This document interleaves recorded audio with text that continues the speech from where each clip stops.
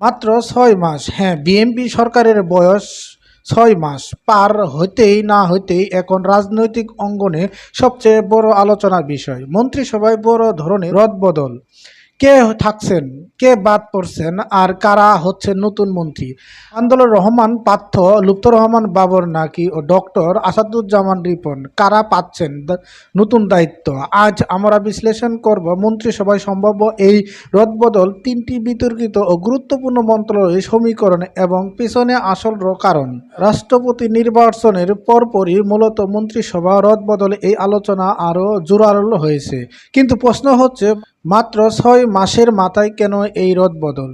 সূত্র মতে বেশ কয়েকজন মন্ত্রী কাজের পারফরম্যান্স নিয়ে দেখা দিয়েছে অসন্তুষ্ট। শুধু তাই নয়, কিছু মন্ত্রীর বিতর্কিত বক্তব্য এবং ব্যক্তিগত নানার কর্মকাণ্ড সামাজিক যোগাযোগের মাধ্যমে নেতিবাচক আলোচনা জন্ম দিয়েছে। তবে চূড়ান্ত সিদ্ধান্ত এখনও হয়নি। শেষ সিদ্ধান্ত নেবেন প্রধানমন্ত্রী তারেক রহমান নিজেই। বর্তমানে রাজনৈতিক অঙ্গনে সবচেয়ে বেশি আলোচনা চলছে তিনটি গুরুত্বপূর্ণ মন্ত্রণালয় ঘিরে। প্রথমত, মির্জা ফখরুল ইসলাম আলমগীর রাষ্ট্রপতি পদে নির্বাচিত হওয়ার স্থানীয় সরকার, পল্লী উন্নয়ন ও সমবায় মন্ত্রণালয়ে মন্ত্রী পদটি খালি হয়েছে। দ্বিতীয়ত, গুঞ্জন রয়েছে স্বরাষ্ট্রমন্ত্রী সালাউদ্দিন আহমেদকে নাকি স্থানান্তরিত করা হতে পারে এই স্থানীয় সরকারের মন্ত্রণালয়ে। তৃতীয়ত, যদিও সালাউদ্দিন আহমেদ সেখানে যান, তবে স্বরাষ্ট্র মন্ত্রণালয় কে সামলাবেন? এখানে আলোচনায় আসছে পানি সম্পদ মন্ত্রী শহীদউদ্দিন চৌধুরী এনিং নাম। যদিও তিনি নিজেই এই রদবদলের খবরকে বিতর্ককর বলে অভিহিত করছেন।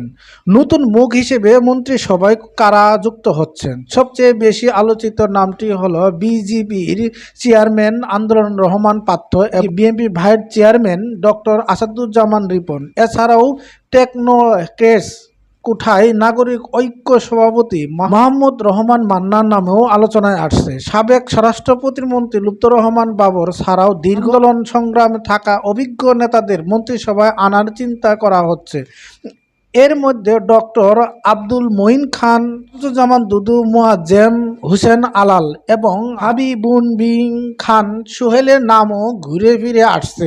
অন্যদিকে ঢাকার একজন মন্ত্রী এবং উত্তরাঞ্চলের দুই প্রতিমন্ত্রীর ভবিষ্যৎ নিয়েও তৈরি হয়েছে বড় অনিশ্চয়তা। রাজনৈতিক অঙ্গনে যাই গুঞ্জন থাকুক না কেন, শেষ মুহূর্তে সমীকরণ কিন্তু পাল্টে যেতে পারে।